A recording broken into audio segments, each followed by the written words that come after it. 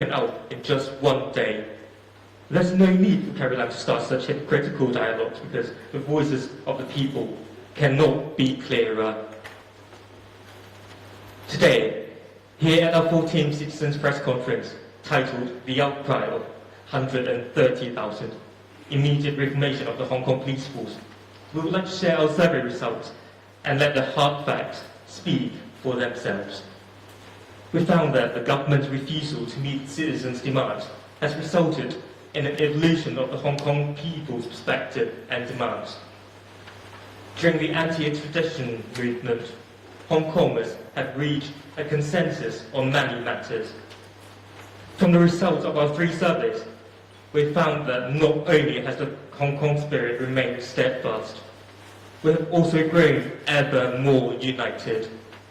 The percentage of respondents who agreed with protest slogans such as 5 demands, not 1 less, contributing in our own ways, we traverse towards the same summit as one, and no diversion, no division, no denunciation, has continued to rise significantly. This is a clear sign that the government's campaign of white terror has backfired, and the oppression has only served to encourage Hong Kongers to grow even more protective of these values. Chief Executive Carrie Lam finally announced a withdrawal of the extradition bill on the 4th of September and proposed to take 4 actions to address the current controversies. The tragedy is that the overwhelming majority of respondents agree that this is too little, too late. These respondents gave a meager 1.47 out of 5 in response to a question of whether her belated announcement was helpful or constructive. This majority also agrees strongly with the statement that withdrawal of the bill is only one of the 5 demands, and therefore satisfying one cannot be proxy for satisfying all 5. These results show that Carrie Lam is asking for forgiveness where we have none left to offer. The statement that only by satisfying all 5 demands shall society see a way out of its current impasses has been confirmed by the results of this survey. Not only has the government shut its ear to the vox populi, it also tries to suppress it with coercion. The towering list of incidents of police brutality and the childish attempt at discourse manipulation only serve to make the police force look even more ugly to even more people around the world. At the press conference yesterday, the spokesperson could not even speak proper Chinese. In addition to that, was video footage clearly captured a gang policeman surrounding and beating up a yellow-vested volunteer at the Good Neighbourhood North District Church in Yuen Long. The police denied the accusation that they had assaulted an innocent person. And Vasco Williams even claimed that it only showed that the policeman kicking a yellow object. This dehumanization from a governmental official under broad daylight no doubt inspired only indignation and disgust. The Hong Kong police are the ones who treat human lives like nothing and aim only to affront the entire Hong Kong population. Amid the careless police frenzy, we can see from our survey results that many Hong Kongers have in fact moved away from the original demand for an independent commission of inquiry. Instead, many are calling for the Hong Kong police force to be disbanded altogether. The results from our previous August 31st survey saw the Hong Kong police force with a pitiful 0.24 out of 10 on a satisfaction rating scale.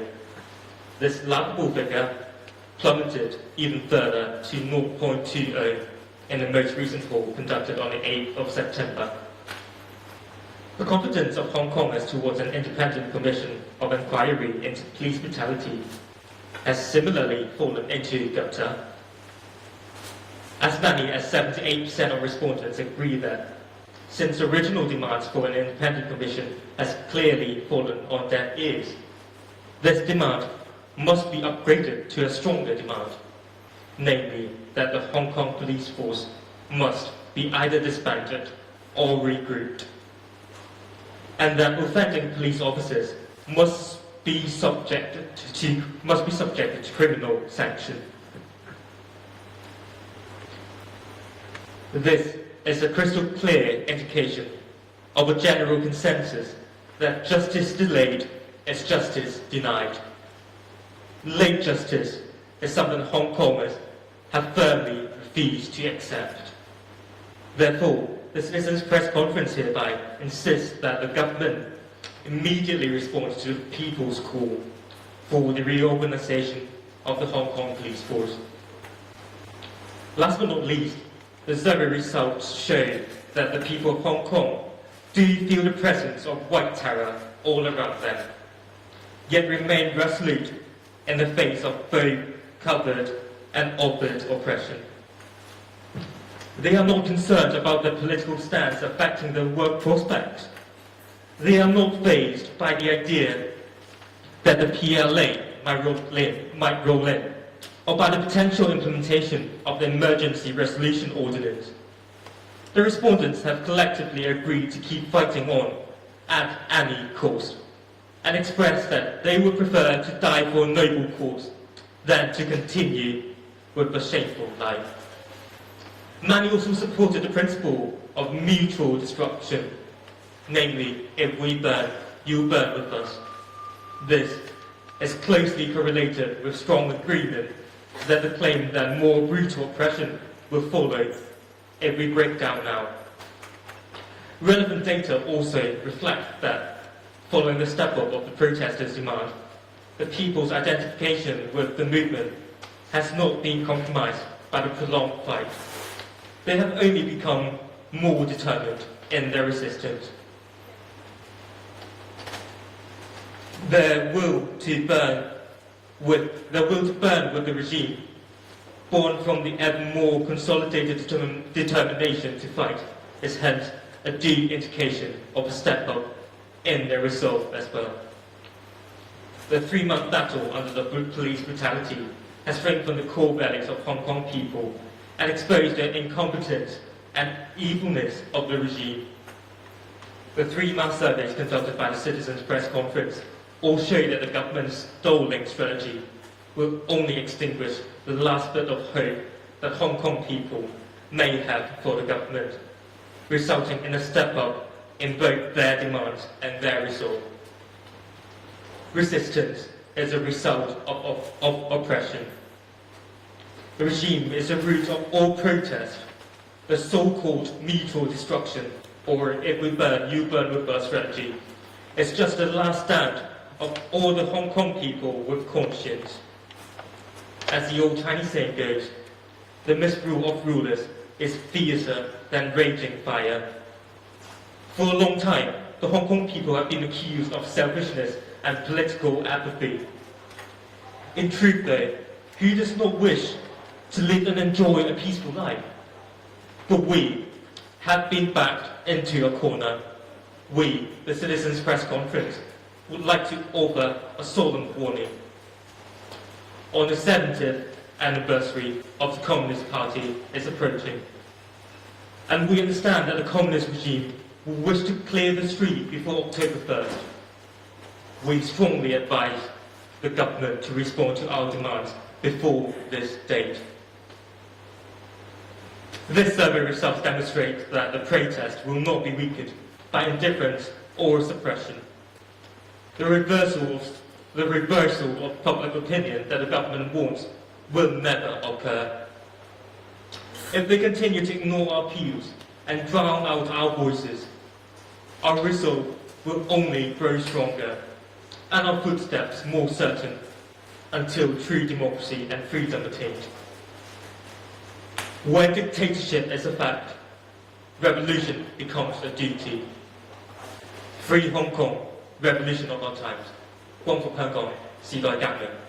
May glory be to Hong Kong.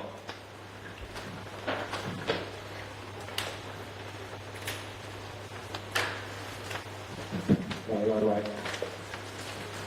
好多謝晒，根據警方所講，台上黑色物體牌 Thank you for the black object as described by the Hong Kong police force to dehumanize the Hong Kong citizens and rationalize the brutality。喺Q&A section 之前，我哋想公佈翻喺聽日嘅民間記者會，我哋會有攬炒巴嘅言論。Before the Q&A sections, we would like to announce that in tomorrow's citizens' press conference, there will be burned together brothers' speeches. Stay tuned。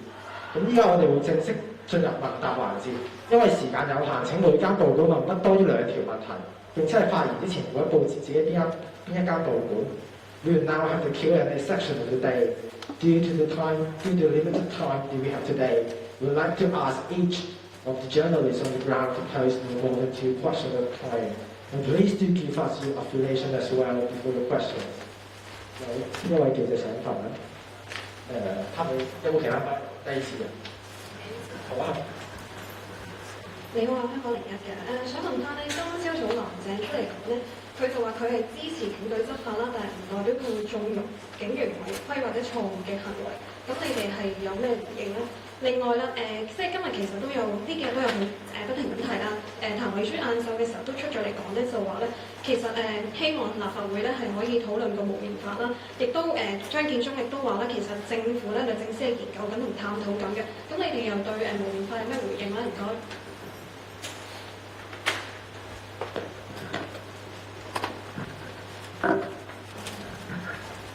咁首先啦，佢林鄭講嘅嘢，我相信香港市民係唔會再信任嘅。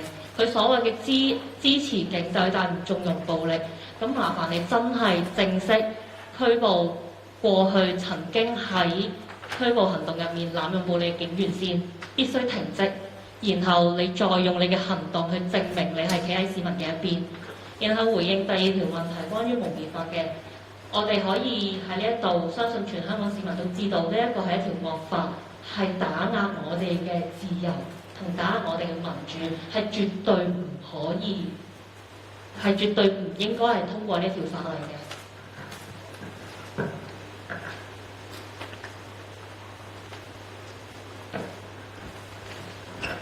Hello， 邊個報 Metal Daily 想問翻呢個問題，其實我幾次之前嘅記者會問過。就其實今次咧喺呢個嗰個5大部分裏面咧，其實係個要求警方啊嗰啲去公佈翻嗰個太子站入邊個相關資訊，尤其是港鐵個 CCTV 影片嘅係最高分嘅。咁我想問翻，其實之前亦都問過人，會唔會有一個係你哋 set 嗰個死線去要求港鐵交代？如果佢哋再係唔交代，有冇進一步升級？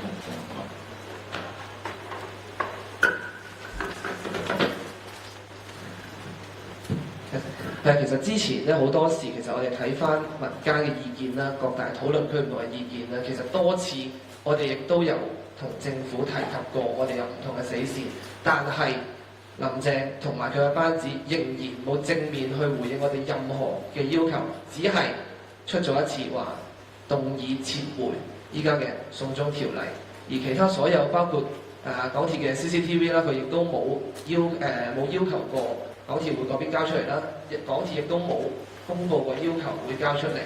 咁而我哋睇到今日去到往後落嚟嘅日子啦，928啦、929同埋10月1呢幾個亦都係一個十分之重要嘅日子。而至於升唔升級，我喺呢度真係答你唔到。但係點樣做，我相信如果政府再唔做啲嘢，港鐵再唔交呢個 CCTV 出嚟嘅話，我相信所有嘅市民亦都會佢哋有自己嘅做法，會唔會升級？點樣升級？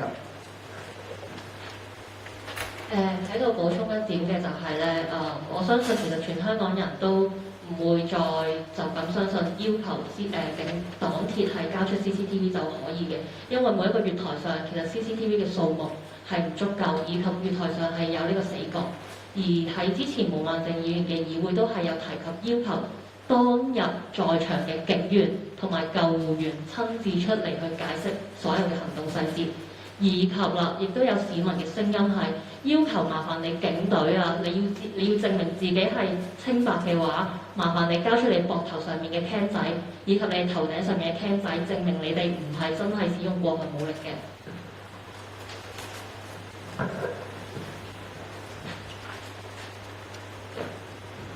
有單新聞頭，想問咧其實見新聞稿寫話政府要喺11之前回應大訴求啦，呢一個其實係咪一個新嘅死線咧？其實之前都試過即係民間係 set 一啲死線，但係似乎嗰個效果咧，即係或者政府係咪真係會跟你嘅死線咧，都即係都存疑。覺得今次再 set 死線嗰個成效係會點樣咧？另外其實見到網上都真係開始發起929一啲行動啦，都講到明話唔會申請不反對通知書。其實點睇？即係而家已經呢啲示威遊行演變到去根本已經唔會話想去申請呢啲通知書咧？首先回應翻你有關11嗰個deadline 嗰個死線嘅問題啦。其實無論係我哋或者甚至乎係港共政府、中共政府，佢哋都好關注10月1號呢一個日子，因為佢哋覺得呢個國慶啦好重要啦。之前亦都有林鄭嘅聲帶流出過，話其實依家佢冇辦法啦。10月1號究竟要點做？咁我相信佢都有相當嘅壓力，而我哋亦都會將呢個壓力係交俾政府佢哋要做。你話嗰個 deadline 究竟我哋俾佢會唔會實行呢？呢樣我哋控制唔到。我哋可以做嘅就係繼續喺度發聲，繼續做一啲遊行啦，繼續可能會唔會升級啦，就睇翻民間嘅意見啦。咁至於你話嗰個唔申請不反對通知書嗰部分呢，其實大家都可以睇到喺之前我哋有申請不反對通知書或者冇，都係一直會出防暴警察啦，出催淚彈啦，喺不反對通知書未完嘅時候已經用武力去清場。咁究竟呢個不反對通知書佢批同唔批又有冇分別呢？咁同埋可以見到喺早2日嘅時候，甚至乎可以預先喺朝早已經公佈港鐵可以朝早話封閉呢個元朗站、屯門站，去到做呢個咁嘅情況，係以往從來冇可能喺香港發生嘅情況，依家都可以發生嘅時候，咁究竟我哋需要點做？真係我哋要再睇一睇。稍為補充啦，其實關於第一條問題成效呢個我哋答你唔到嘅，因為你所有行動你未正式發生之前，我點樣可以話你知有啲咩嘅結果先？我哋只係喺10月1號當日，或者之後我哋先至會見到有咩成效。正如喺6月頭，我哋冇人預想到林鄭係會動議撤回惡法，但係我哋知道只要行出嚟就會有希望。咁而喺第二啦，我哋補充翻嘅就係、其實根本集會同埋遊行係我哋與生俱來嘅自由，我哋係唔需要向警方去進行呢一個嘅得到佢嘅批准嘅。喺西方嘅部分民主社會，亦都係只係需要知會警方，由佢去安排同埋提供管理人群嘅啫，淨係咁多。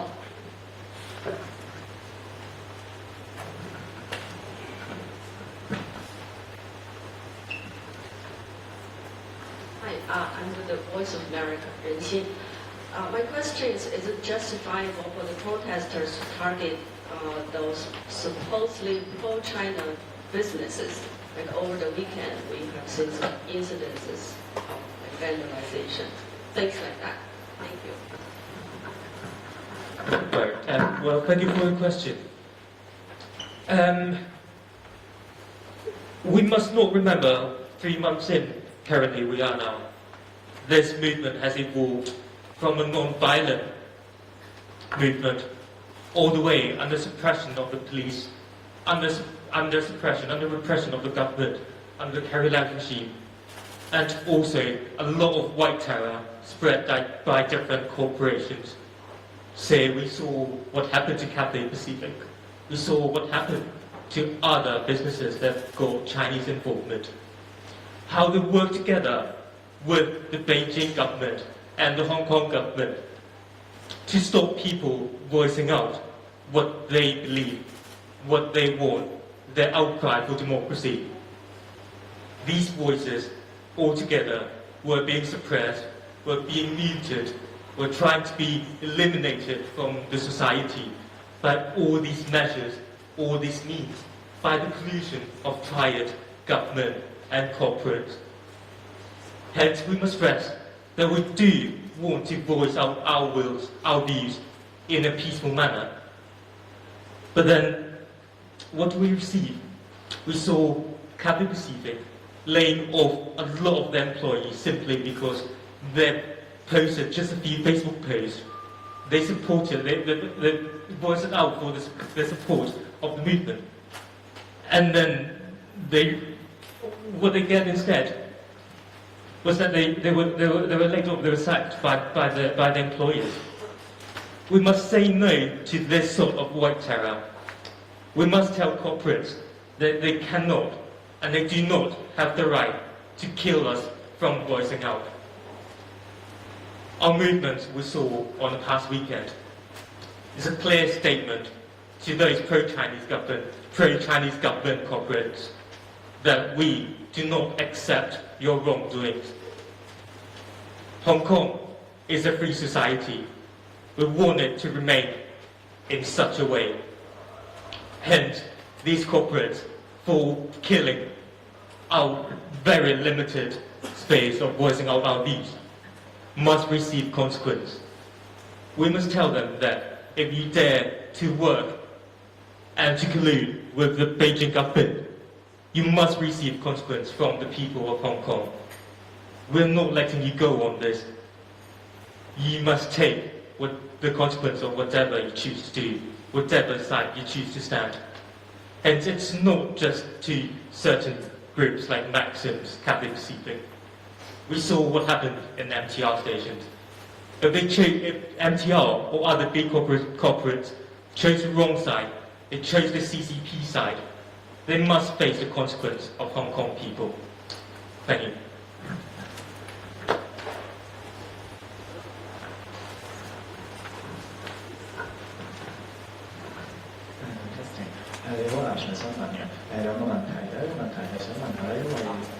因為你哋今次嗰個記者會咧，就特別強調話要解散同埋重組警隊。想問下呢個係咪你哋新嘅訴求？即使政府回應咗5大訴求，你都唔會收貨，要解散埋警隊，呢個係咪你哋即係而家變咗6大訴求咁樣？呢個第一個問題。第二個問題係咧，呢2日都見到有好多一啲有關性方面嘅一啲抹黑啦，包括咧之前可能前2日啦，尋日警察就向啲媒體放風。就係話有抗爭者係懷疑係即係被捕抗爭者懷疑佢哋係有愛滋病咁樣。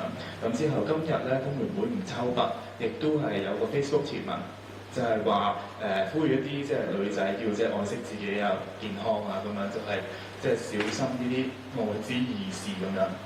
想問下你哋點樣回應呢一啲有關性方面對抗爭者嘅抹黑咁問題㗎？首先回應咗有關你剛剛講嗰一個解散警隊嗰個訴求嘅係咪6大訴求咧？咁其實我哋一路都係堅持住嗰5大訴求，而呢一個係點解會有呢個解散警隊重組咧？其實我哋 set 咗喺問卷嗰度，其實我哋係睇下個民意究竟依家係點樣？呢個係依家市民嘅訴求，唔係我哋話要去做一個咁樣嘅升級，因為其實大家連日嚟3個月啦。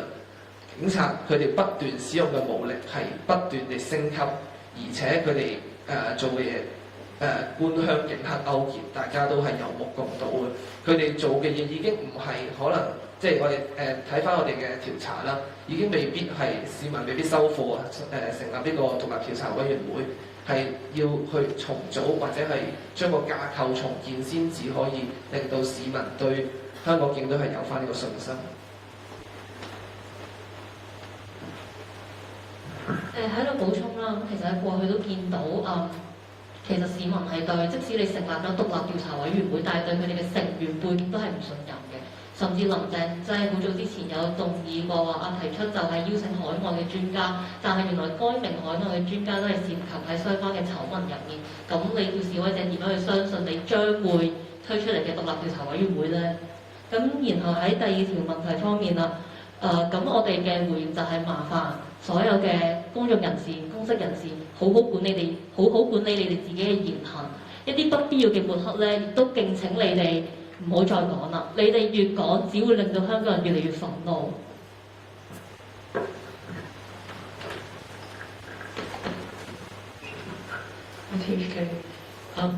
Just going back to the question about the demand that you just raised about disbanding the police force. Can you just clarify whether this is a new demand proposed by your organization, or are you simply suggesting that there are a lot of people now wanting to upgrade the demand? What essentially is this the purpose of raising this demand? And secondly, over the weekend we've seen some protesters beat up a police officer during a protest, and a protester also tried to grab an officer's gun. What do you think about this behavior? Do you endorse this kind of behavior, and do you think this is a justified means of protest? Sorry, can I have your first question again? Because I'm not sure I've got it quite accurately. It's the demand to disband the police force, one of the new demands proposed by your organization, or are you simply saying that now people seem to wanting to upgrade the 5 demands? Okay, well, thank you for the question. For the first part of the question, that we've just announced that a lot of people agree with the statement that the Hong Kong police force has to be reorganized. It is reflected statistically. We're just showing that through our surveys, these are what people currently want. And of course, we've been chanting the 5 demands for quite a period of time already. But then, you have to understand that a range of people must be evolving together with the movement. It's not something static. It just shows that the people's flow constantly shift from time to time. So we're just trying to represent what protesters currently agree and think of when we speak of what they want the government to do and react. So we are just trying to let the public, the general public and media know that this is what the people want currently, and the government cannot ignore this wave of new demand and what protesters are asking for currently. So it is up to the government to decide whether or not they should face the mass, whether they should face the people of Hong Kong. For the second part of the question, about the incident happened in, are you referring to the Tuen Mun incident? Or the Yuen Long, the Tuen Mun incident? So, yeah, we're obviously seeing footages of 4 protesters surrounding a police officer dressed in green. First of all, we must say that we are not leaving one single protester behind us when the police were charging forward. It is out of self-defense that we choose to rescue those fellow protesters. We have to have faith on those frontline protesters. Their experience on the frontline, we just cannot point our fingers on them and tell them that saving your fellow protester is unaffected and it's against morality. We must have faith in every decision they make. If they choose, therefore, to rescue those that has been arrested by police officers, then so be it. We, of course, on those incidents, we've seen that we're using the lowest possible force when we're trying to achieve such goals. We do not, as protesters, we do not wish to see anybody being hurt in those clashes. Including police officers, we do not aim to hurt them. As fellow protesters are just trying to protect those at the front line, and that's it. Again, I urge all protesters, even though you might not have been to the front line, that we must unite as one single community. And that is also one of the mottos of this movement. And I just want every one of us to remember this, that how the incident was all from the beginning. Okay, actually, for our second question is that actually the reaction of the frontline protester to the police. Actually, here we can say it's right or wrong because this one actually for the frontline protester on the reaction on the moment is what they want. We can't. Everyone can't control the frontline protester. It's what they want, but right or wrong, it will be discussed from the for the forum or something like that. If they do something wrong, actually maybe they won't do that next time if the opinions get back.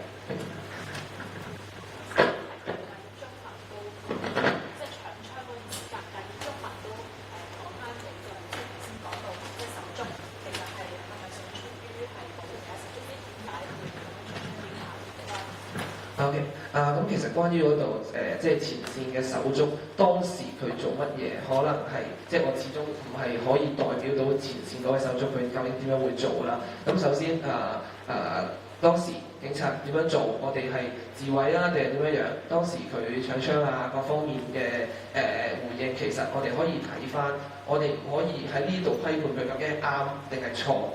咁但係喺呢個社會上面，就算係唔同政見嘅市民，佢哋都會有佢哋唔同可以發表嘅渠道啦。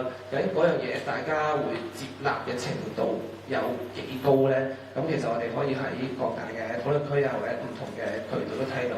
但係我哋可以喺度講就係、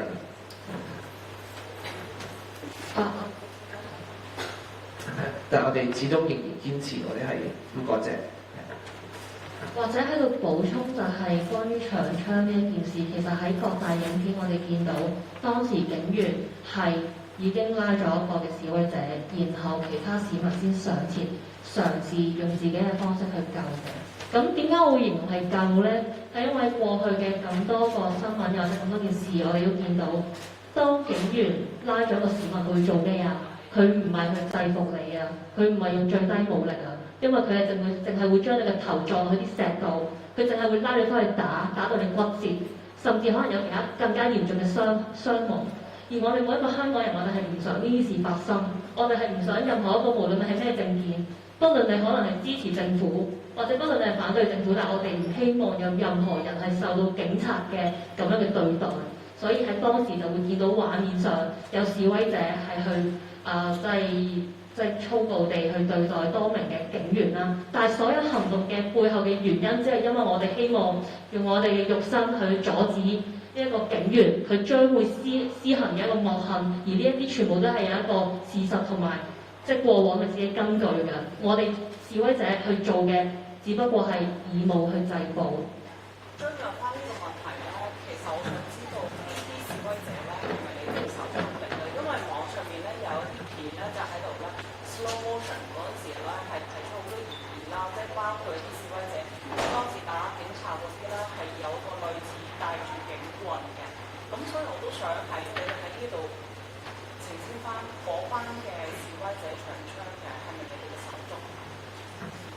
我哋冇辦法去澄清，只因為我唔識每一個人，我都好難，大家蒙晒面。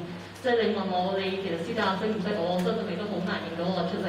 但係喺呢一度嘅就係、其實喺較早前嘅前線嘅示威者都講過啦，即係前線嘅記者會都講過，佢哋唔希望有捉鬼呢個風氣出現，亦都係引證咗其實我哋每一個走上街頭嘅人，我哋係相信身邊嘅每一位。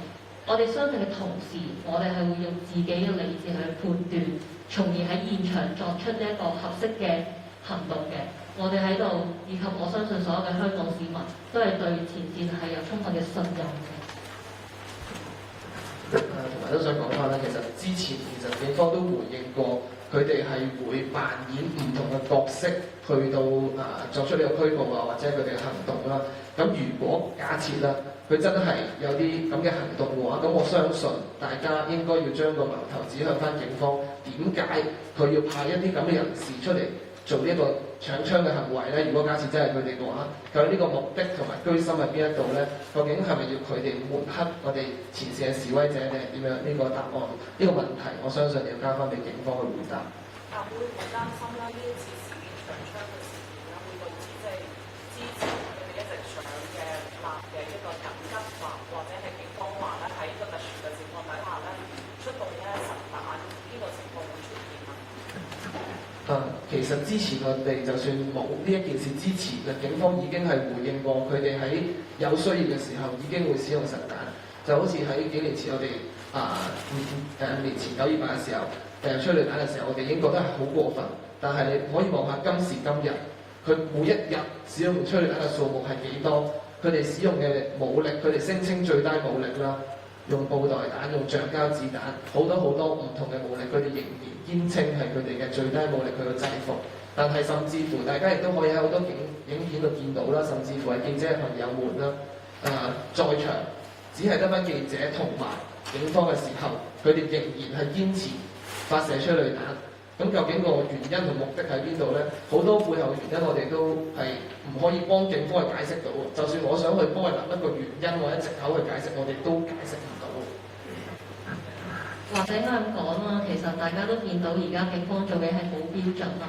咁既然佢做嘢都冇標準嘅時候，我哋相信其實就算我哋即使示威者係和平遊行啦，戴住口罩和平遊行，佢都可以第二日推出呢個緊急法嘅。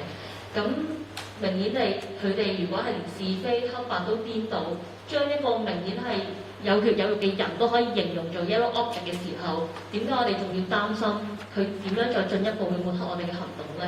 咁我哋喺呢一度淨係見到每一個香港市民其實係唔會害怕佢所謂嘅分化嘅手段，唔會害怕佢所謂嘅臥底嘅行動，我哋係唔會懼怕任何嘅白色恐怖，我哋係會繼續行出嚟嘅。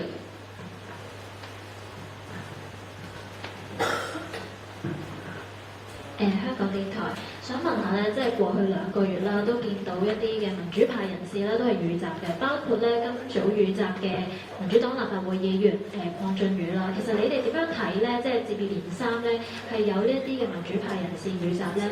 另外咧就係即係見到近期咧，其實有一啲嘅示威者啦，都係去破壞一啲港鐵嘅設施㗎。咁其實你哋擔唔擔心咧？即係呢一啲嘅行為咧，會即係令到原本可能支持你哋嘅人啦，都會失去咗民意。即係會唔會即係解釋其實你哋背後嗰個原因係啲乜嘢咧？而家首先回應翻第一個問題咧，其實接連有民主派嘅議員受襲啦，其實我哋係見到其實真係極度憤怒啊！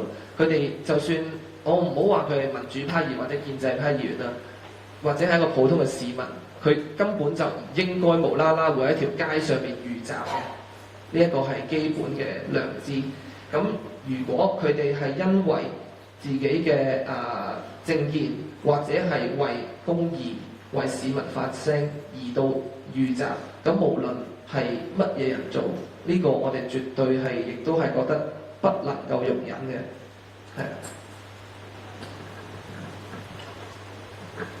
因為我哋喺見到鄺俊宇呢一個事件上面，佢係因為佢支持民主理念、支持抗爭嘅運動呢一個嘅立場。如果係因為咁樣而備受攻擊嘅話，呢一個係對於民主價值一種好嚴重嘅打壓。所以我哋喺度亦都要再重申一次，唔同政見嘅人士佢哋發聲嘅權利都係需要被捍衛，並不能夠話因為我係支持呢一場抗爭運動，所以就需要承受呢一種白色嘅恐怖，需要被禁聲。而同樣地喺另一方面，一啲反對呢場運動嘅市民，我哋從來都唔會阻止佢哋用和平嘅方式去表達佢哋嘅政見。好多建制派嘅議員亦都一樣係用緊好多和平嘅方式表達意見。呢一種正正就係民主價值嘅包容。我哋見到好多喺現場挑釁示威者或者去追打示威者嘅人，點解佢哋到最後佢哋好似喺出嚟好多片段都見到，點解佢哋最後會受到還擊嘅呢？個原因正正就係因為佢哋先動手，佢先去襲擊一啲支持運動嘅人，而喺警方嘅唔執法之下，喺警方嘅保護之下，呢一啲人係唔會受到任何喺法律上面嘅後果，所以先至逼到出嚟，令到抗爭者決定係要即時制止呢一種襲擊示威者嘅行為。而呢個正正就係點解我哋見到咁多市民會開始對警方失去信心，亦都喺我哋嘅民調結果度出到嚟，就係源自於警方嘅不執法，係咁繼續回應翻你第二條關於個港鐵嗰個設施被破壞嗰個問題啦。咁其實我哋就算之前亦都提過，或者民間好多人都提過，其實港鐵嘅設施係一件死物，而我哋失去咗好多條嘅人命，我哋有兒時失去佢嘅眼睛，視力可能會永久受損。咁究竟我哋係咪需要擔心我哋破壞一啲死物會令到民意去逆轉呢？而民意係咪應該去跟翻我哋依家見到咁多人失去咗性命嘅時候，如果再去因為一啲咁嘅死物而到去諗，我哋會唔會因為破壞咗佢而令到有啲本來支持我哋嘅人去就開始轉態咧？我相信絕對係唔會咯。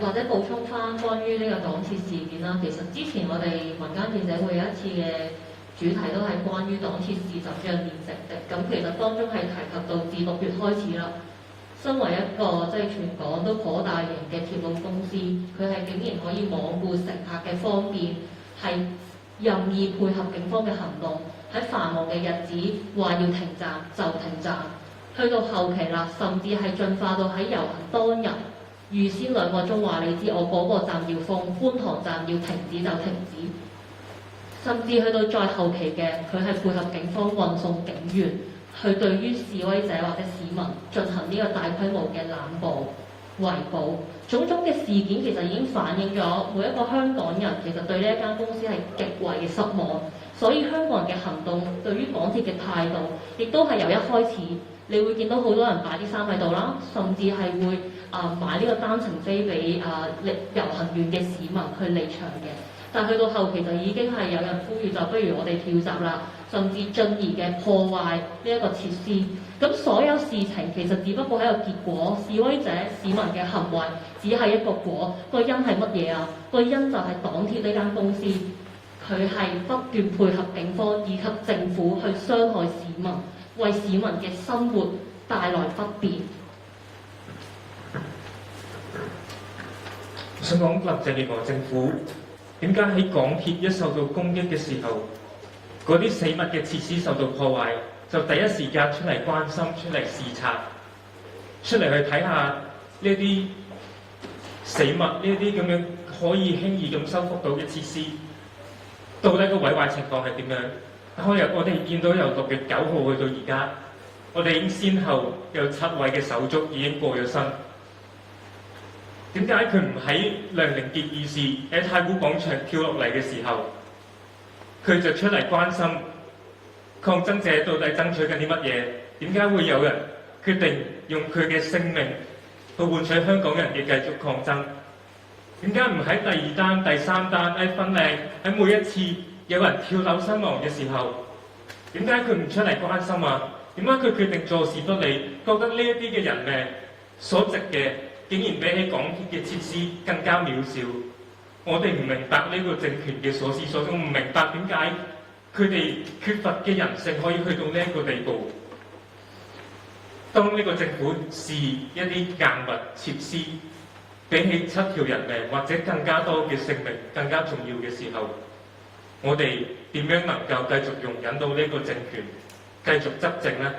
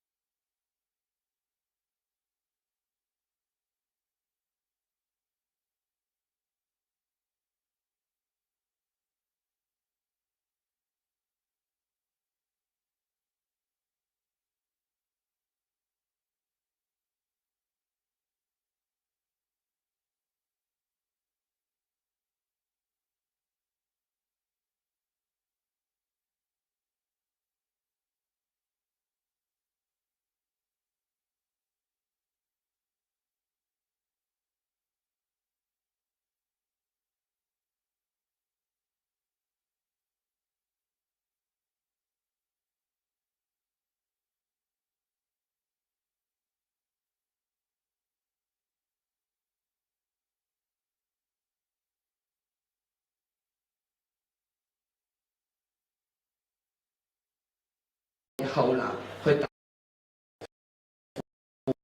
嘅政權佢嘅制度啦。或者舉個例子，可能可以咁樣講，以前睇到秦朝秦始皇有啲咁嘅暴政嘅時候，人民去起義，但係大家都唔會覺得呢一個係攬炒或者係甚至乎咩嘅情況，因為係先有個暴政，而我哋去推翻呢個政權，所以就會見到依家你話嗰個攬炒嗰個情況啦。咁當然依家呢個 terms 亦都喺我哋各大嘅討論區市民口中亦都會所講到啦。咁喺第2條入面啦，其實我相信呢一個諗法，即係劍指中共或者中共先係問題嘅唯一解決者，其實係我諗好早都已經有出現，只不過我哋嘅民調係能夠將大家嘅諗法，將佢係數據化表達出嚟嘅。其實相信香港人去到而家，其實已經好清楚林鄭月娥及佢嘅班底為首嘅政府係冇能力，亦都冇權解決而家香港能夠面對嘅問題。甚至喺早前林鄭佢嘅記者會，曾經有一次有外國記者問佢，要佢答 yes no question， 佢可唔可以以自己嘅權力宣佈撤回呢個逃犯條例？佢都係逃避唔答嘅。我哋相信市民從佢呢一個態度都已經睇得出，佢根本係冇權解決問題。唯一可以解決問題嘅，而家只有中央政府。即係頭先都第一條問題我漏咗答你嗰個關於示威者佢哋依家嗰個行動升級，即係你提到私了嗰個問題啦。其實但頭先都曾經都講過，我哋認為示威者依家呢個以武抗暴嘅行動咧，源自於都係因為警隊。當721喺元朗103人無差別咁樣襲擊市民嘅時候，警隊究竟喺邊一度？喺我哋之前嘅影片，我哋曾經見到只係有2個警員行入去元朗站之後望一望個環境就掉頭咁走咗。然之後佢哋嘅指揮官可以話佢哋出到嚟，佢哋冇8個字，係39分鐘咁耐之後嚟到。咁究竟我哋係咪可以相信呢個警隊？我哋仲喺當時我哋受襲嘅時候去報警？究竟佢哋係用39分鐘啊，定係可能49分鐘先嚟到？咁嘅時候，究竟示威者係咪或者嗰個抗爭者，甚至乎係普通嘅市民，已經俾人打到咩情況呢？咁點解佢哋要以武抗暴？我覺得係絕對係可以原諒，亦都係可以解釋得到嘅。絕對係因為警方嘅無能，先至會導致有今日咁嘅局面。但係想問，即係你覺得私了嘅文化會唔會喺未來嘅抗爭運動成為一個趨勢？只可以話其實而家見到呢個情況呢，即係我哋係去抵抗對家對市民用嘅武力呢個情況，其實比較常態化嘅。咁喺未來嘅行動會唔會成為一個新嘅趨勢？其實好取決於警方以及政府嘅態度。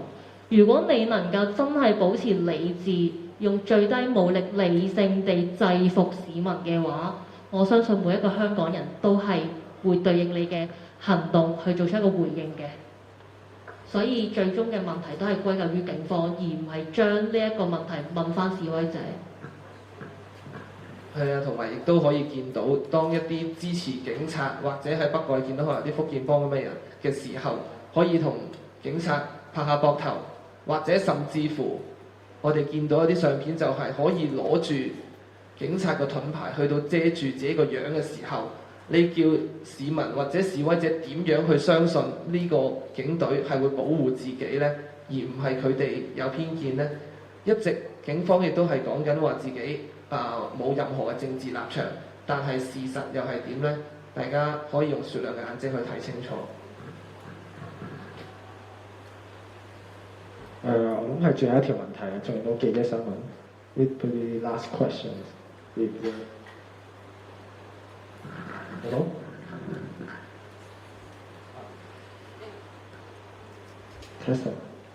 咁如果冇的話咧，咁啊今日嘅記者會就完結啦。好多謝各位記者今日嚟臨呢個民間記者會。咁如果大家仲有啲咩疑問咧，可以留低問題同埋書面聯絡資料，我哋會書面回覆。Thank you for attending the city press conference. I will announce this is the end of the city press conference. thank you for everyone for attending this conference today, and we hope that you have taken something away. If you still have any question that you didn't manage to get in, we do apologize for that. But you are more than welcome to leave behind your contact, and we will get back to you with a return response in due course. Many thanks indeed again for coming again.